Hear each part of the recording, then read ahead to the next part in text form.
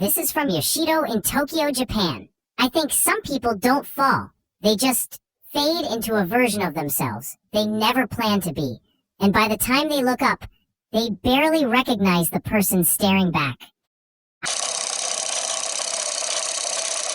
I was born in Fukushima, back when my world was still soft and small.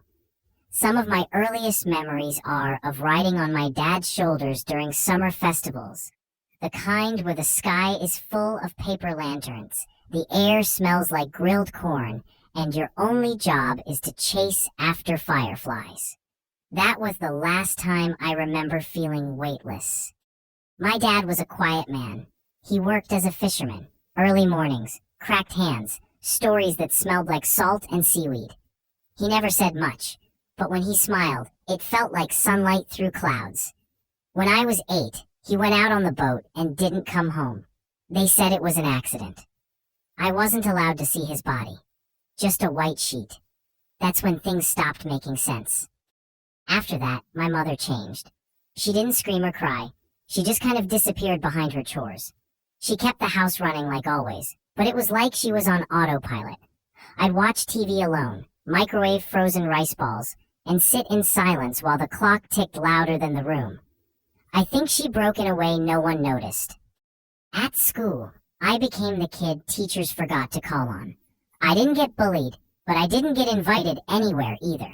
Once during roll call, the teacher skipped my name and didn't notice.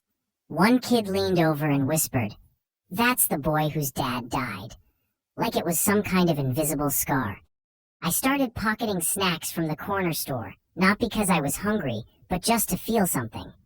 One day, the grocer caught me slipping a rice cracker into my jacket. He looked at me for a long second and said, "You're your father's son?" I didn't answer. I just walked out. I never went back. When I was 15, I decided to leave. No fight, no shouting match, just silence and a suitcase. I waited until my mom was out buying groceries, then took 4,000 yen from the kitchen drawer, zipped up my bag, and left a note that just said, "I'll figure it out." I caught the night bus to Tokyo. I watched the lights pass by and felt more relief than fear. My first night in Tokyo, I slept behind a vending machine near Shinjuku Station. It was colder than I expected, and the ground felt like metal against my back. I ate cup ramen with coins I found in a fountain. Everything smelled like smoke and neon and strangers, and somehow that felt better than home. A few days later, I met Nakamoto-san. He wore a suit that was too perfect and had a scar just below his eye. He asked me how old I was. I said 17. I was lying. I was barely 15. He gave me 10,000 yen and a meat bun and said, "You've got sharp eyes. That could be useful." That was the first time anyone said I was good at something. At first, it was small things. Delivering envelopes, standing outside pachinko parlors, making people nervous just by being there. Nakamoto-san said, "Don't ask questions, just look serious." I was 15, but I learned fast. And the more scared people looked, the more I felt like I mattered. When I turned 16, they took me to a tattoo artist in Kabukicho. 2 sessions, 20 hours. A samurai, kneeling, head bowed, sword laid across his lap. It hurt more than anything I'd ever felt, but I didn't flinch. I thought it meant I had earned something. Now I know it meant I had given something away. I bought a knockoff Rolex and sent a stack of money to my mother. No return address. No name.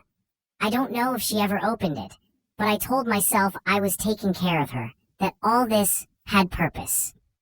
One night, a man owed money. Too much. 2 of the older guys beat him with a chair leg while I stood outside the door. I could hear him crying. I stared at the floor, trying not to listen, trying not to care. But I still remember the sound of his breathing after they stopped, like something small and broken. A few months later, someone offered me a pill at a bar. I said no, then yes. It was a heavy drug that I won't name. Just once. I told myself, just enough to forget what I hated about myself. But once was all it took. His name was Kazu. We'd both been using the hard stuff, the kind that blurs the edges. We weren't close like family, but he's the only one who made me laugh. One day, I found him slumped in a private karaoke room. Unconscious, barely breathing, lips already turning blue. The mic was still in his hand. I called for help, and the police came, but he didn't make it. I couldn't stop shaking. A week later, I broke. Right there at Shibuya Scramble, middle of the afternoon, thousands of people. I started screaming, ripped my shirt open. My tattoo felt like it was burning through my back. People just stared. Some filmed me. I think one person asked if I was okay, but I couldn't even answer. I just remember the lights and the feeling that I didn't exist anymore. I was taken to a psychiatric ward. No handcuffs, just a locked door and a clipboard. The doctor didn't talk down to me. He just said, "You're not evil. You're just deeply sad." It was the first time in years someone didn't treat me like a problem, and that confused me more than anything. 6 months later, it caught up with me. Possession, extortion, resisting arrest. 2 years in prison. No appeal. No one from the gang came to see me. Not once. I wasn't surprised, but it still felt like being thrown away. Prison was cold, in a way that had nothing to do with the weather. They made me cover my tattoo with gauze. Said it was unsettling. I spent most days cleaning floors, head down. One guard, maybe out of boredom, handed me an old law textbook. I didn't understand half of it, but the pages smelled like purpose, and for the first time, I wanted to keep something clean. When I got out, I was technically free, but it didn't feel like it. The bank wouldn't let me open an account. Landlords hung up the moment they heard my name. The registry had me labeled as Yakuza affiliated. Even vending machines felt more human than the people I passed. I was invisible, but not in the peaceful way. I was sleeping in internet cafes and eating from convenience store bins when I wandered into a legal aid clinic just to warm up. A woman behind the desk noticed my ink when I reached for the water machine. Instead of flinching, she just said, "My husband used to be in the life too." We're not monsters, just people with hard starts. Then she asked if I could file papers, part-time, paid. I sorted case files by day and read legal pamphlets by night. Civil disputes, property claims, inheritance cases, the world of clean problems.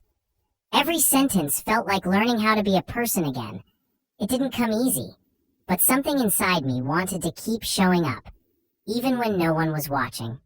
Did you know, in Japan, former Yakuza face severe restrictions? They're often banned from renting homes, opening bank accounts, or holding normal jobs. Without someone willing to look past their past, most never get a second chance.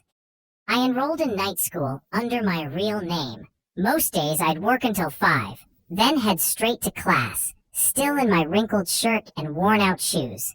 In summer, I wrapped my arms in compression sleeves to hide my tattoos. I kept my head down. I told myself, just pass the bar. No one needs to know who you were. The first time I took the exam, I failed. The second time, I failed again. I told the woman from the clinic I was done. She looked at me for a long moment and said, "Then what was all this for?" I didn't answer her, but I went back to studying that night, harder, quieter, alone. On the third try, I passed. I walked out of the exam hall and just stood there. No cheering, no one waiting. It started to rain a little, just enough to feel it in my hair. I think I smiled. I think that was the first time I believed I deserved a future. I opened a tiny law office in a quiet part of Sumida. No nameplate, no staff, just me, a folding desk, and a kettle that always smelled like burnt tea. I started helping people who looked like I used to. Old records, name change petitions, housing applications. Most of them didn't need a lawyer. They needed someone who wouldn't flinch when they said I used to be.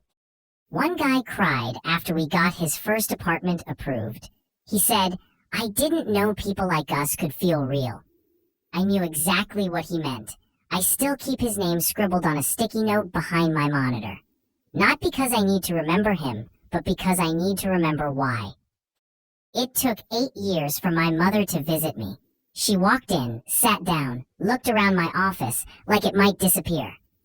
Then she reached out and touched the edge of my tattoo where it peeked above my collar.